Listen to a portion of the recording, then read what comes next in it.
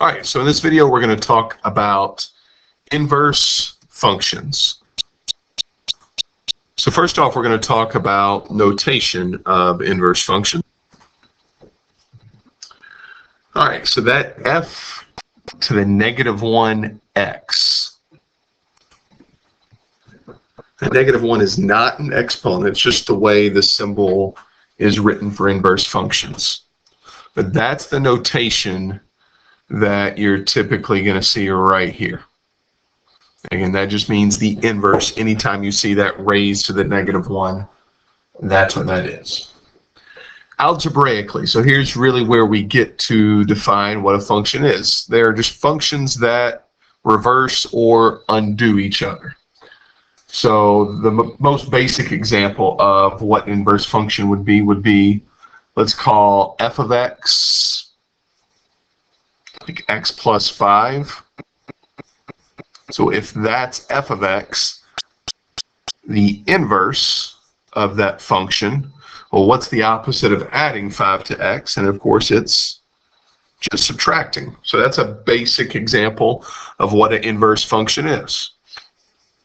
Likewise, if we take the function 2 times x, the inverse of that function, well, the opposite of multiplying x by 2 is dividing x by 2.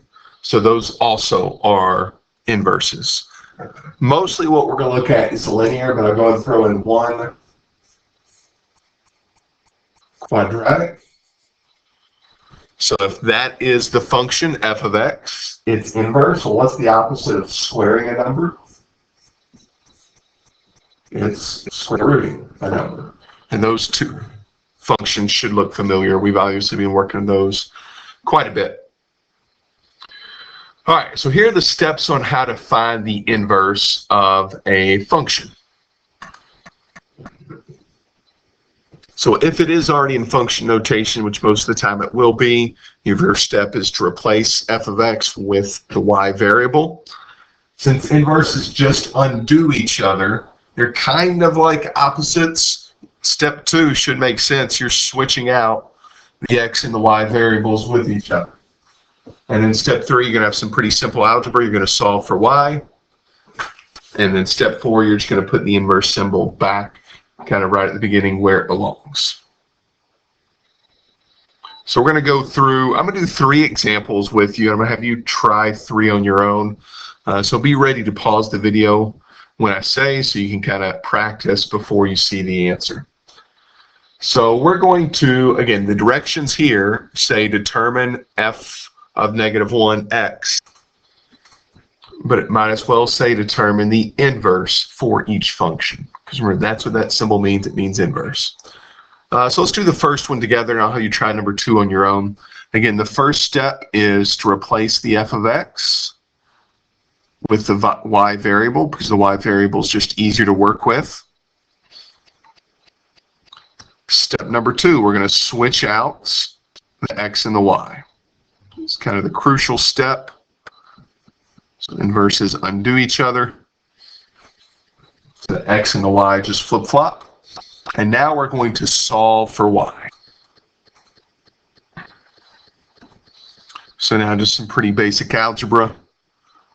We're going to add 7 to both sides.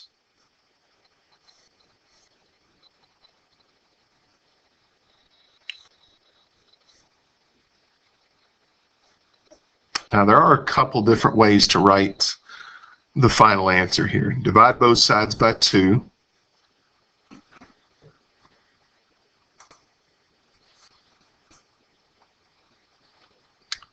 So one of our potential answers is x plus 7 divided by 2. And of course, we want to replace that y with the inverse symbol.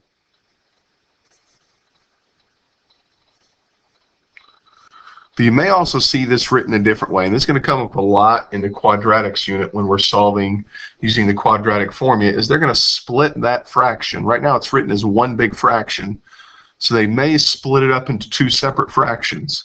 So we can write x over 2 as 1/2 x plus And then we can write 7 over 2 as 7 over 2.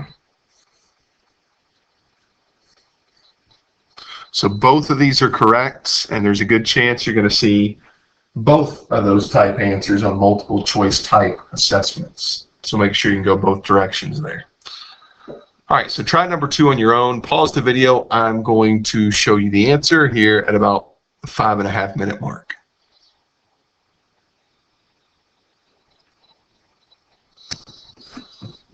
All right, so there's our answer, and this one's pretty clear. That it's the inverse. If you look back at the original function, it was x plus 9. This one's x minus 9. All right, so problem 3. So pretty much the exact same way. The only real hang up with this problem is dealing with that fraction. So we're going to switch the x and the y, solve for y. These first few steps pretty clear. And then a lot of you may be saying, okay, now divide both sides by 1/2. While that's not technically wrong, that would leave us with a fraction below the x plus 5. So we'd have a fraction within a fraction. So instead of dividing by 1/2, we would, of course, multiply by the reciprocal. The reciprocal of 1/2 is 2 over 1. So if you multiply 1/2 times 2 over 1, those cancel. Y is isolated. And then same thing here. Of course, we can just write that as 2 instead of 2 over 1. This is one potential answer. 2 parentheses x plus 5. My guess in most cases, they're going to go ahead and distribute that 2. But just know that is a potential correct answer. But 2x plus 10 is probably the one you're going to see most often. Try number 4.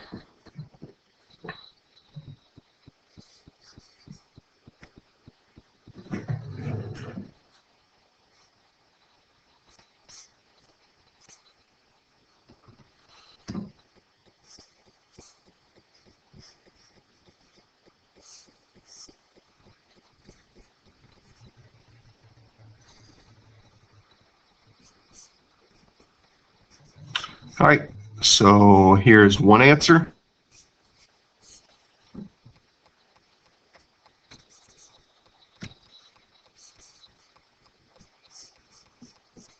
Okay, the other answer, distribute the 4/3, which would be 4/3 x minus 16.